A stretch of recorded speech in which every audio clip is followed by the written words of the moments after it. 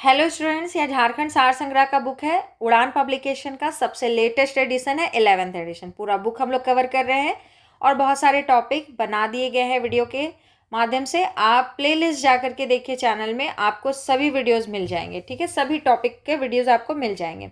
आज का जो टॉपिक हम लोग लिए हैं उसका नाम है झारखंड में धार्मिक आंदोलन।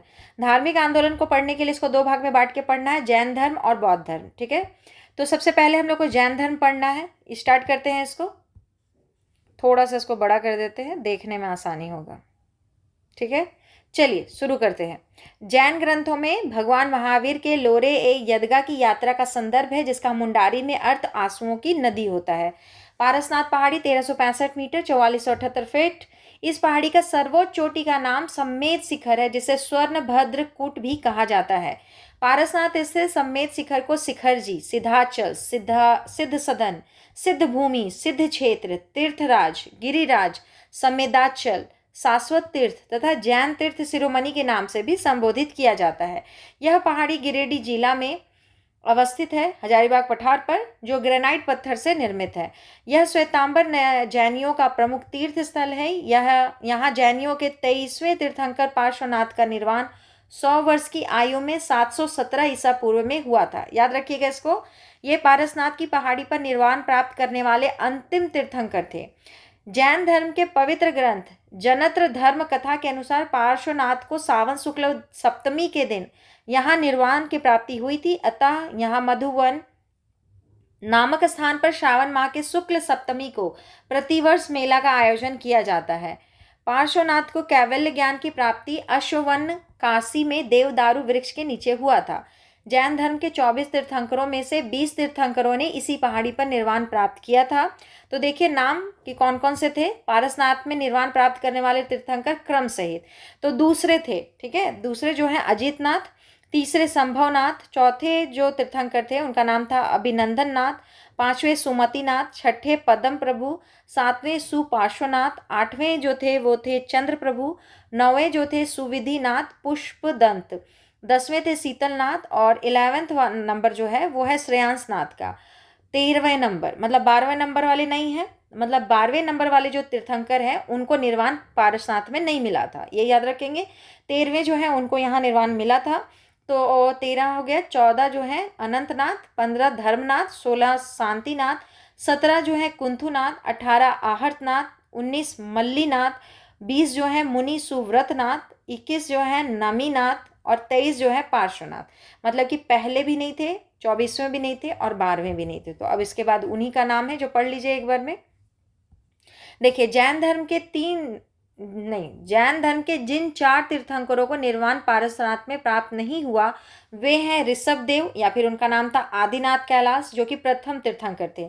उसके बाद वसु पूज्य चंपा 12वें नंबर वाले, नेमिनाथ स्वामी 22वें नंबर वाले और महावीर स्वामी जो कि 24वें गुरु थे या फिर 24वें तीर्थंकर थे जैन धर्म के, उनको भी यहाँ निर्वाण नहीं मिला था। तो उनको निर्वाण बता रहा है कि पावापुरी में मिला था। पावापुरी भी घूमने के लिए बहुत सुंदर जगह है, कभी मौका मिले तो जरूर जाइए। पारसनाथ पहाड़ी क्षेत्र में जिन स्थानों पर विभिन्न जैन तीर्थंकरों को निर्वाण प्राप्त हुआ वहां निर्मित स्तूप नुमा स्मारक को टोंक कहा जाता है। क्या कहते हैं? टोंक कहा जाता है। यह निर्मित 20 टोंक में से सबसे आकर्षक टोंक का नाम पारसनाथ टोंक है। इसी कारण इस पर्वत का नाम पारसनाथ पहाड़ या पारसनाथ पर्वत पड़ा। ठीक है, टोंक तक जाने हेतु यहाँ 2 अलग अलग रास्तों का प्रयोग किया जाता है। पहला है मधुबन पारसनाथ टोंक हेतु प्रयुक्त किया जाता है, नीमिया घाट सीता नाला अन्य 19 टोंक हेतु प्रयुक्त किया जाता है। पारसनाथ पहाड़ी जैन धर्मावलंबियों का प्रमुख तीर्थ स्थल है तथा इसे जैन धर्म का मक्का कहा जाता है। तेलकुप्पी नामक स्थान जैन संस्कृति का प्रमुख केंद्र रहा है। अगला है कर्नल डाल्टन के अनुसार कसाई नदी के तट पर पकबीरा तथा कर्रा से प्राप्त वस्त्रहीन मूर्तियां दिगंबर जैन से संबंधित मूर्तियां हैं। पुरुलिया जिला सेंसस हैंडबुक 1961, लेखक कौन है? विनय घोष। इनके अनुसार झारखंड में जैन धर्म का केंद्र मानभूम था। सिंहभूम जिला गचेटियर के अनुसार सतबरवा पलामू के निकट हनुमांड गांव से जैन धर्म से संबंधित पूजा स्थल मिले हैं। ऐसा माना जाता है कि हो जनजाति के लोगों ने जैन धर्मावलंबियों को सिंहभूम क्षेत्र से बाहर कर दिया था। अब हम लोग पढ़ेंगे पारसनाथ विवाद। कौन सा विवाद है? जो रोज न्यूज में रहता है ना, रोज हम लोग को सुनने के लिए मिल जाता है ये विवाद। पारसनाथ 20 जैन तीर्थंकरों का दिनवान स्थल है, अतः प्राचीन काल से ही यह जैन धर्मावलंबियों का तीर्थ स्थल रहा है। पारसनाथ आदिवासी बहुल क्षेत्र में स्थित है तथा यह आदिवासी समुदाय का भी धार्मिक स्थल है।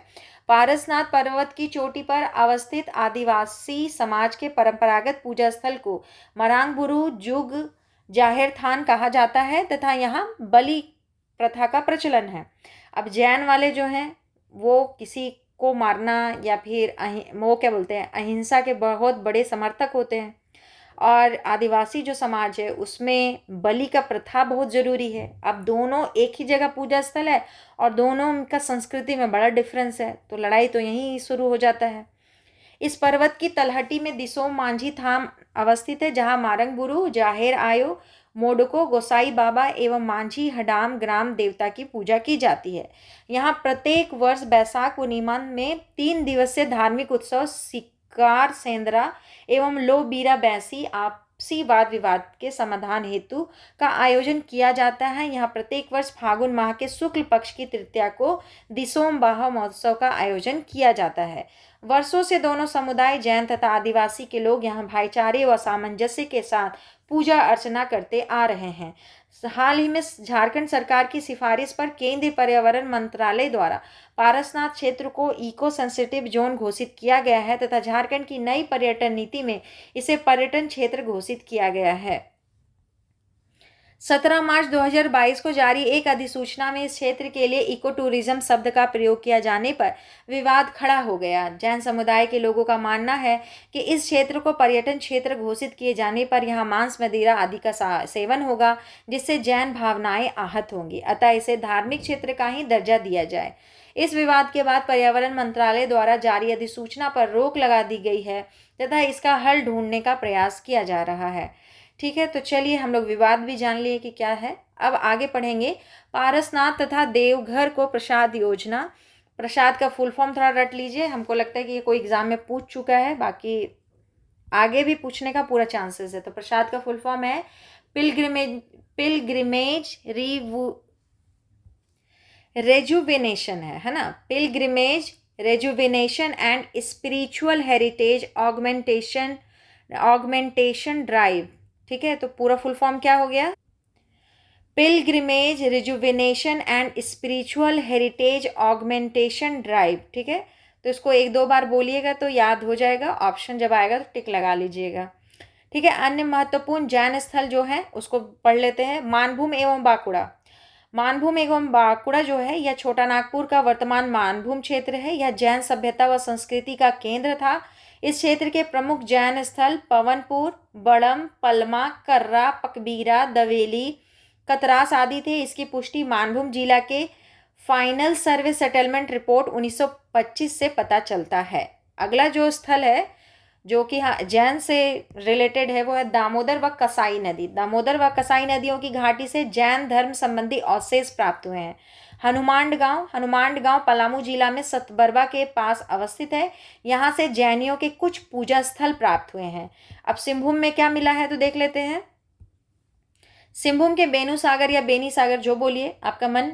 तो सिंहभूम के बेनू सागर से 7वीं शताब्दी की जैन मूर्तियां प्राप्त हुई हैं। सिंहभूम के आरंभिक निवासी जैन धर्म को मानने वाले थे, जिन्हें सरक कहा जाता था। ये गृहस्थ जैन मतावलंबी थे।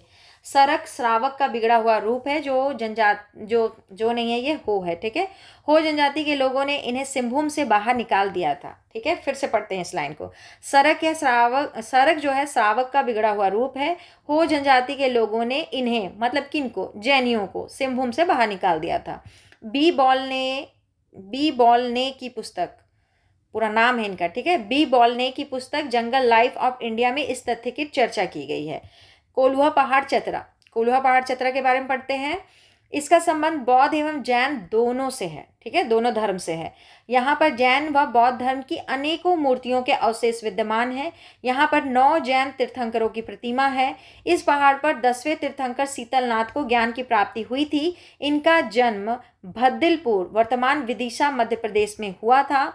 इस पहाड़ के पत्थर पर एक पद चिन्ह है, जिसे जैन धर्म के 23वें तीर्थंकर पार्श्वनाथ का पद चिन्ह माना जाता है। चतरा जिला के इटखोरी में कोठेश्वर नाथ का स्तूप अवस्थित है, ये याद रखिएगा। चतरा जिला के इटखोरी में कोठेश्वर नाथ का स्तूप अवस्थित है। चलिए अब आगे हम लोग बौद्ध धर्म पे। जैन धर्म समाप्त हो गया, अब बौद्ध धर्म पढ़िए। ऐसा माना जाता है कि अपने धर्म चक्र प्रवर्तन के बाद विभिन्न क्षेत्रों के भ्रमण के दौरान गौतम बुद्ध का आगमन झारखंड क्षेत्र में भी हुआ था। कनिष्क के शासनकाल के दौरान झारखंड के क्षेत्र में बौद्ध धर्म का प्रचार प्रसार हुआ था। बंगाल में पाल शासकों के शासन के दौरान झारखंड में बौद्ध धर्म का वज्रयान शाखा विकसित हुआ। नाम याद रखिएगा शाखा का, ठीक ना। रजरप्पा रामगढ़ का मां छिन्नमस्तिका मंदिर बौद्ध ब्रज योगिनी का हिंदू प्रतिरूप है। इस मंदिर का निर्माण पाल शासकों के शासनकाल के दौरान ही किया गया था।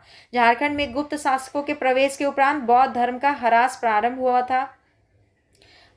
झारखंड में क्या, पूरा हम लोग के पूरे इंडिया भर में जब से गुप्त शासक लोग आए उसके बाद बौद्ध धर्म का ह्रास माना ही जाता है, ठीक है। तो आप झारखंड के परिप्रेक्ष्य में भी याद रखिए और पूरा हम लोग का जो इंडिया है उसमें भी आप याद रखिए। तो यही याद है रखना है कि गुप्त शासक लोग जब आए तो बौद्ध धर्म का ह्रास बहुत बड़े पैमाने पर हुआ, ठीक है। झारखंड राज्य में बौद्ध धर्म से संबंधित कई स्थल व अवशेष प्राप्त हुए हैं। चलिए, बेगलर द्वारा पकबीरा पश्चिम बंगाल तथा बारहमसिया झारखंड के बीच लोथोन टोंगरी पहाड़ी पर कई बौद्ध स्थलों की पहचान की गई है। हर्यक वंश का शासक बिंबिसार झारखंड क्षेत्र में बौद्ध धर्म का प्रचार करना चाहता था। बंगाल के गौड़ वंशीय शासक जो शशांक है कट्टर शैव शासक था, ठीक है। इसके शासनकाल में कई बौद्ध केंद्रों को नष्ट किया गया था। डॉक्टर बी वीरोत्तम की पुस्तक झारखंड इतिहास एवं संस्कृति में बुद्ध की जन्मस्थली झारखंड में बताया गया है। ये थोड़ा याद रखने लायक है, ठीक है। कौन मानते थे कि झारखंड ही भगवान बुद्ध की जन्मस्थली है? तो डॉक्टर बी वीरोत्तम। इनकी पुस्तक का नाम है झारखंड इतिहास एवं संस्कृति, ठीक है। तो इस टाइप का चीज़ याद रखना चाहिए। झारखंड में महत्वपूर्ण बौद्ध स्थल कौन कौन से हैं? तो मूर्तिया गांव जो कि पलामू जिला में पड़ता है। क्या मिला है यहाँ से प्राप्त एक सिंह शीर्ष सांची स्तूप के द्वार पर उत्कीर्ण सिंह शीर्ष के जैसा मिलता जुलता है। अमरनाथ दास ने इस स्थान को बुद्ध का जन्म स्थल बताया है।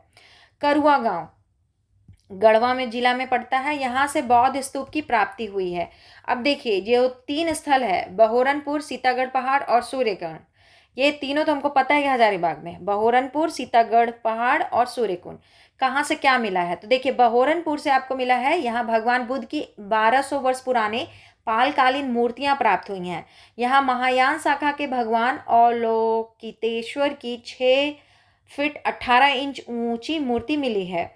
और सीतागढ़ पहाड़ से क्या मिला है? तो यहाँ से प्राप्त बौद्ध विहार 10वीं सदी से संबंधित का उल्लेख फाहियान द्वारा किया गया है। यहाँ से भगवान बुद्ध की 4 आकृतियों वाला एक स्तूप मिला है सीतागढ़ पहाड़ से, ठीक ना। अब सूर्यकुंड से क्या मिला है? तो यहाँ से बुद्ध की प्रस्तर मूर्ति प्राप्त हुई है, ठीक है। चलिए आगे, इटखोरी चतरा फेमस जगह है, बहुत फेमस जगह है। यहाँ अवस्थित भद्रकाली मंदिर परिसर से हर्षवर्धन कालीन 4 बुद्ध प्रतिमाएं प्राप्त हुई हैं। 7वीं सदी से इसको जोड़कर देखा जाता है, ठीक है। जोन्हा गांव कहाँ है? रांची। जोन्हा फॉल भी है, सब खूब घूमने जाते हैं जोन्हा। यहाँ से महात्मा बुद्ध की प्रतिमा प्राप्त हुई है। भेलवा दाग या बेलवा दाग खूंटी कहिए, यहाँ से बौद्ध विहार के अवशेष प्राप्त हुए हैं। अवशेष कटुंगा गांव सिमडेगा, यहाँ से बुद्ध की एक प्रतिमा मिली है। और दियापुर दालमी धनबाद में है, ये धनबाद जिला में आता है। यहाँ से बौद्ध स्मारक प्राप्त हुए हैं। बुद्धपुर और घोलमारा दोनों कहाँ है? धनबाद में ही है, ठीक है। तो बुद्धपुर से क्या मिला है? बुद्धपुर में बुद्धेश्वर मंदिर निर्मित है। यह बौद्ध स्थल दामोदर नदी के किनारे अवस्थित है। घोलमारा, यहाँ से प्रस्तर की एक खंडित मतलब टूटी हुई बुद्ध की मूर्ति मिली है। पटमदा गांव, पटमदा गांव ना, एक बार में पटमदा गांव पढ़ेंगे। पूर्वी सिंहभूम में है या जमशेदपुर में अवस्थित है। यहाँ से बुद्ध की 2 प्रतिमाएं मिली हैं। ईचागढ़ सरायकेला खरसावां, यहाँ से तारा की मूर्ति मिली है जो कि एक बौद्ध देवी हैं। इस मूर्ति को रांची संग्रहालय में रखा गया है। कांकजोल साहिबगंज में है। कांकजोल राजमहल की उत्तरी सीमा पर कनिंघम ने कई बौद्ध मूर्तियों की पहचान की थी, ठीक है। अब आगे बढ़ते हैं प्राचीन काल में झारखंड, ठीक है। तो प्राचीन काल में झारखंड भी इसी में कवर कर लेते हैं। छोटा छोटा टॉपिक है, ज़्यादा छोटा छोटा वीडियो बनाने से भी समझ में आप लोग को नहीं आएगा, ठीक ना। तो चलिए, प्राचीन काल को क्या में बांट के पढ़िएगा हम लोग? प्राचीन काल को वैदिक काल, महाजनपद काल, मगध काल, मौर्य काल, मौर्योत्तर काल, गुप्त काल और गुप्तोत्तर काल में बांट के पढ़ेंगे। तो सबसे पहले हम लोग पढ़ेंगे वैदिक काल, ठीक है। तो देखिए, वैदिक काल का क्या जानकारी हम लोग को बुक दिया है। पूर्व वैदिक काल या ऋग वैदिक काल।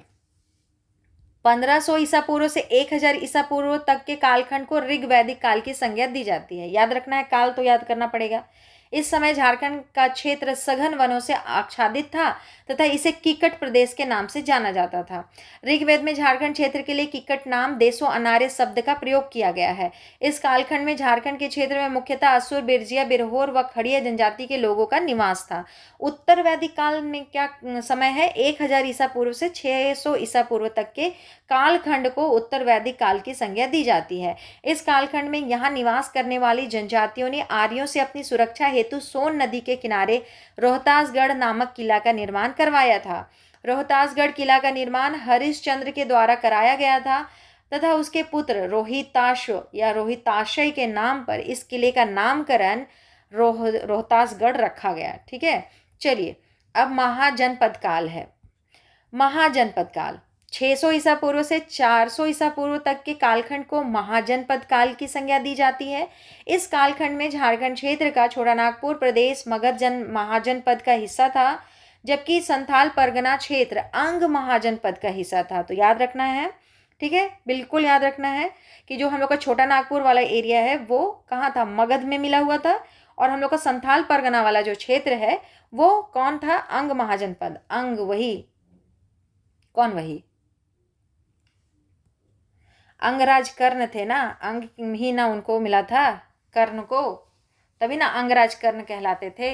इस काल के शासक अजातशत्रु के द्वारा अंग पर विजय प्राप्त कर उसे मगध में समाहित किया गया तो संपूर्ण झारखंड क्षेत्र मगध महाजनपद का हिस्सा बन गया। महाभारत काल में झारखंड बृहदत्र वंशी सम्राट जरासंध के अधिकार में था। जरासंध के साम्राज्य का विस्तार अंग, भागलपुर, बंग, बंगाल, कलिंग, उड़ीसा, पुंड्र, झारखंड व चेदी छत्तीसगढ़ तक था। बिहार गजेटियर के अनुसार राजा जरासंध, असुरों का राजा, अपने शत्रुओं को सजा के तौर पर झारखंड के जंगलों में छोड़ देता था ताकि खूंखार जंगली जानवर उनका शिकार कर सकें। सोचिए कि सजा के तौर पे झारखंड में छोड़ दिया जाता था। तब बिल्कुल डेवलपमेंट नहीं था, यहाँ बहुत जंगल था। जैसे पहले काला पानी कह करके पोर्ट ब्लेयर में छोड़ दिया जाता था, है ना, पोर्ट ब्लेयर को काला पानी कहते थे। अब पोर्ट ब्लेयर क्या है? एक बहुत सुंदर डेस्टिनेशन है जहाँ लोग पूरा पैसा खर्चा करके, लगभग लाख 1.5 लाख रुपए खर्चा से तो नीचे नहीं आता है, वहाँ जाते हैं घूमने के लिए। पहले लोगों को सजा के तौर पे काला पानी में ले जाके छोड़ दिया जाता था, है ना, सेलुलर जेल में। अब सेलुलर जेल देखने के लिए आपको 300-400 रुपये खर्च करना पड़ता है। तो चलिए आगे। जरासंध भगवान शिव का उपासक था। इस समय झारखंड क्षेत्र किक्कट के नाम से जाना जाता था। अब मौर्य काल पढ़ेंगे। मगध से दक्षिण भारत की ओर जाने वाला व्यापारिक मार्ग झारखंड से होकर जाता था, अतः मौर्यकालीन झारखंड का अपना राजनीतिक, आर्थिक तथा सामाजिक महत्व था। कौटिल्य का अर्थशास्त्र। कौटिल्य के अर्थशास्त्र में इस क्षेत्र को कुक्कुट या कुक्कुट देश नाम से इंगित किया गया है। कौटिल्य के अनुसार कुक्कुट देश में गणतंत्रात्मक शासन प्रणाली स्थापित थे। ठीक है, ऐसा कौटिल्य अपने अर्थशास्त्र में बताए हैं। ठीक है, कौटिल्य के अर्थशास्त्र के अनुसार चंद्रगुप्त मौर्य ने आट्विक नामक एक पदाधिकारी की नियुक्ति की थी, जिसका उद्देश्य जनजातियों का नियंत्रण, मगध साम्राज्य हेतु उनका उपयोग तथा शत्रुओं से उनके गठबंधन को रोकना था। तो यहाँ पे बताया गया है आट्विक के अधीन अधिकारी, पहला अधिकारी जो है नागाध्यक्ष या नागपाल था। इसका कार्य जनजातियों पर नियंत्रण स्थापित करना एवं उन्हें सेना में भर्ती करना था। और वनाध्यक्ष या वनपाल हुआ करता था। इसका कार्य वन से प्राप्त संपदा पर नियंत्रण स्थापित करना था। ठीक है, तो 2 अधिकारी का नाम आप पढ़ लिए। अब चलिए आगे पढ़ते हैं। इंद्र नामक नदियों की चर्चा करते हुए कौटिल्य ने लिखा है कि इंद्र नामक की नदियों से हीरे प्राप्त किए जाते थे। इंद्र नामक संभवतः ईब और शंख नदियों का इलाका था। चंद्रगुप्त मौर्य के शासनकाल में सेना के प्रयोग हेतु झारखंड से हाथी मंगाया जाता था। हाथी में अभी भी हम लोग का लगभग 7वां स्थान आते हैं। हम लोग कर्नाटक सबसे पहले स्थान पे आता है और झारखंड हाथी के मामले में, उसकी गणना और उसकी संख्या के मामले में 7वें स्थान पर आता है। ठीक है, तो चलिए अब अशोक के बारे में पढ़ते हैं। अशोक के 13वें शिलालेख में समीपवर्ती राज्यों की सूची मिलती है, जिसमें एक आठवीं प्रदेश बघेलखंड से उड़ीसा के समुद्र तक विस्तृत भी था और झारखंड क्षेत्र इस प्रदेश में शामिल था। लेकिन अब भी वर्तमान बघेलखंड क्या है? तो मध्य प्रदेश का रीवा, सतना, शहडोल, सीधी, अनूपपुर और उमरिया। अशोक का झारखंड की जनजातियों पर अप्रत्यक्ष नियंत्रण था, मतलब कि डायरेक्ट वो यहाँ पर राज नहीं करता था। ठीक है। अशोक के पृथक कलिंग शिलालेख द्वितीय में वर्णित है कि इस क्षेत्र की अविजित जनजातियों को मेरे धम्म का आचरण करना चाहिए ताकि वे लोक व परलोक प्राप्त कर सकें। अशोक ने झारखंड में बौद्ध धर्म के प्रचार हेतु रक्षित नामक अधिकारी को भेजा था। झारखंड में अशोक कालीन कला का विवरण प्राप्त नहीं हुआ है। ठीक है। झारखंड में अशोक कालीन कला का विवरण प्राप्त नहीं हुआ है। चलिए आगे बढ़ते हैं। मौर्योत्तर काल। मौर्योत्तर काल मतलब मौर्य खत्म हो गया, मौर्य के बाद वाला काल। मौर्योत्तर काल में विदेशी आक्रमणकारियों ने भारत में अपने अपने राज्य स्थापित किए। इसके अलावा भारत का विदेशों से व्यापारिक संबंध भी स्थापित हुआ, जिसके प्रभाव झारखंड में भी दिखाई देते हैं। ठीक है। विभिन्न स्थानों से प्राप्त सिक्के। सिक्के बताता है कि हाँ यहाँ से व्यापार होता था, या वहाँ के लोग यहाँ आते थे, या यहाँ से कुछ वहाँ सामान जाता था जिसके बदले में पैसा मिला हम लोग को, तो वो पैसा यहाँ पे पाया गया। ठीक है। जैसे कि सिंहभूम में रोमन साम्राज्य के सिक्के मिले हैं, जो ये स्पष्ट कर देता है कि वैदेशिक संबंध थे, उसी की पुष्टि करता है। चाईबासा से इंडो सीथियन सिक्के मिले। सीथियन का तात्पर्य ईरान के पूर्वी भाग से है, जिसमें यूक्रेन तथा दक्षिणी रूस को शामिल किया जाता है। रांची से कुषाणकालीन सिक्के मिले। यह क्षेत्र कनिष्क के प्रभाव में था। सिंहभूम व मयूरभंज से भी कुषाणकालीन सिक्के प्राप्त हुए हैं। कहाँ से? सिंहभूम और मयूरभंज से। तो रांची के साथ साथ याद रखिएगा सिंहभूम और मयूरभंज। अब देखिए गुप्त काल। गुप्त काल में अभूतपूर्व सांस्कृतिक विकास हुआ, अतः इस काल को भारतीय इतिहास का स्वर्ण युग कहा जाता है। ठीक है। हजारीबाग के मधुही पहाड़ से गुप्तकालीन पत्थरों को काटकर निर्मित मंदिर प्राप्त हुए हैं। थोड़ा सा इसको बड़ा कर देते हैं ताकि देखने में आपको आसानी हो। ठीक है। झारखंड में मुंडा, पाहन, महतो तथा भंडारी प्रथा गुप्त काल की देन माना जाता है। ठीक है। मुंडा, पाहन, महतो तथा भंडारी प्रथा किसकी देन है? तो गुप्त काल की देन है। ठीक है। अब इसके एक राजा के बारे में पढ़िए, समुद्रगुप्त। गुप्त वंश का सर्वाधिक महत्वपूर्ण शासक समुद्रगुप्त था। इसे भारत का नेपोलियन भी कहा जाता है। समुद्रगुप्त के दक्षिण कोसल महानदी के तट पर, मतलब कि दक्षिण कोसल पर आक्रमण के समय उसकी सेना सुतिया नागपुर सुतियांबे से होकर गुजरी थी। सुतियांबे पिठोरिया के क्षेत्र में है।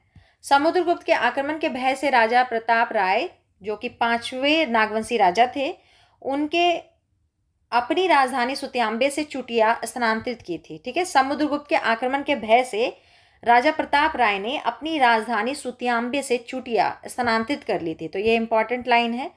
ठीक है, इसको रट लीजिए।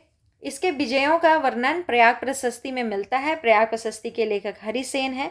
प्रयाग प्रशस्ति की 21वीं पंक्ति में आठवीं राज्य की चर्चा है, जिस पर इसने विजय प्राप्त किया था। झारखंड प्रदेश इसी आठवीं प्रदेश का हिस्सा था। इससे स्पष्ट होता है कि समुद्रगुप्त के शासनकाल में झारखंड क्षेत्र उसके अधीन था। समुद्रगुप्त ने आठवीं प्रदेश के पराजित शासकों के साथ परिचारकीकृत नीति भृत्य परिचारक बनाने की नीति का पालन किया था। समुद्रगुप्त ने कुंडवर्धन को अपने राज्य में मिला लिया, जिसमें झारखंड का विस्तृत क्षेत्र शामिल था। समुद्रगुप्त के शासनकाल में छोटानागपुर को मुरुंड देश कहा गया है। ठीक है, क्या कहा गया है? मुरुंड देश कहा गया है।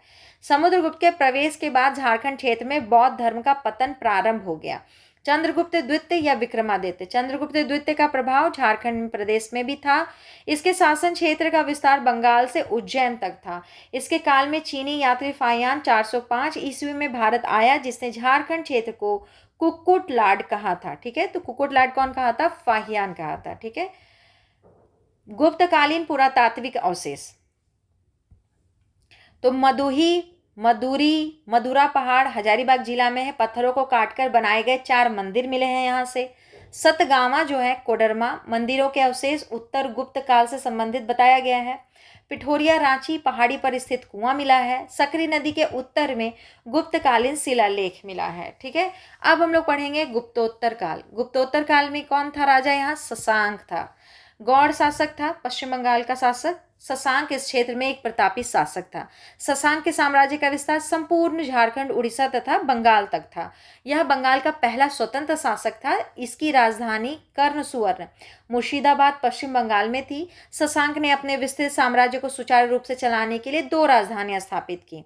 कनिंघम के अनुसार संथाल परगना का बड़ा बाजार उसकी राजधानी थी, और हेविट के अनुसार दुलमी पुरुलिया पश्चिम बंगाल उसकी राजधानी थी। ठीक है। प्राचीन काल के शासकों में यह प्रथम शासक था जिसकी राजधानी झारखंड में थी। शशांक के समकालीन 2 नागवंशी शासक थे, हरिराय जिसका समय काल दिया है 563 से 601 ईस्वी तक, तथा गजराय 601 से लेकर 627 ईस्वी तक। ठीक है। शशांक शैव धर्म का अनुयायी था तथा इसने झारखंड में अनेक शिव मंदिरों का निर्माण कराया था। और ध्यान दीजिए, तो आज भी झारखंड में कोई भी इलाका आप चले जाइए, गांव होगा, बहुत कम विकसित होगा, लेकिन बहुत सारा शिव मंदिर मिल जाएगा। और हमको इस शशांक का काम आज तक दिखाई देता है अपने आसपास में, आप लोगों को भी दिखाई देता होगा। कोई भी क्षेत्र हो, शिव मंदिर तो इतना मिलता है, कोई मंदिर मिले ना मिले। शशांक के कोल का प्रसिद्ध मंदिर, क्या पढ़ दिए हम, ओह कोल नहीं है, काल है। शशांक के काल का प्रसिद्ध मंदिर वेणु सागर है, जो एक शिव मंदिर है। यह मंदिर सिंहभूम और मयूरभंज की सीमा क्षेत्र पर अवस्थित कोचांग में स्थित है। शशांक ने बौद्ध धर्म के प्रति असहिष्णुता की नीति अपनाई, जिसका उल्लेख हेनसांग ने किया है। शशांक ने झारखंड के सभी बौद्ध केंद्रों को नष्ट कर दिया। इस तरह झारखंड में बौद्ध धर्म, जैन धर्म के स्थान पर हिंदू धर्म की महत्ता स्थापित की गई। आगे चलिए पढ़िए हर्षवर्धन के बारे में। ठीक है। हर्षवर्धन या वर्धन वंश का सर्वाधिक शक्तिशाली शासक था, जिसके साम्राज्य में काजांगल राजमहल का भाग शामिल था। काजांगल राजमहल में ही हर्षवर्धन हेनसांग से मिला था। हेनसांग ने अपने यात्रा वृत्तांत में राजमहल की चर्चा की है तथा यहाँ के कटहल की, वो कटहल जो हम लोग खाते हैं, कटहल की खूब प्रशंसा की है। चलिए अन्य तथ्य में क्या बताया गया है। नंद वंश के समय झारखंड मगध साम्राज्य का हिस्सा था। नंद वंश की सेना में झारखंड से हाथी की आपूर्ति की जाती थी। इस सेना में जनजातीय लोग भी शामिल थे। झारखंड में दामोदर नदी के उद्गम स्थल तक मगध की सीमा का विस्तार माना जाता है। झारखंड के पलामू में चंद्रगुप्त प्रथम तथा निर्मित मंदिर के अवशेष प्राप्त हुए हैं। कन्नौज के राजा यशोवर्मन के विजय अभियान के दौरान मगध के राजा जीवगुप्त द्वितीय ने झारखंड में शरण ली थी। 13वीं सदी में उड़ीसा के राजा जय सिंह ने स्वयं को झारखंड का शासक घोषित कर दिया था। तो ये याद रखिएगा। ठीक है। उड़ीसा के कौन से राजा थे? राजा जय सिंह थे। यहीं पर इसको समाप्त करेंगे। अगला जो टॉपिक होगा उसको हम लोग दूसरे वीडियो में देखेंगे। आपको वीडियो कैसा लगा जरूर कमेंट कीजिए और साथ में आप वीडियो को लाइक ज़रूर कर दिया कीजिए। ठीक है।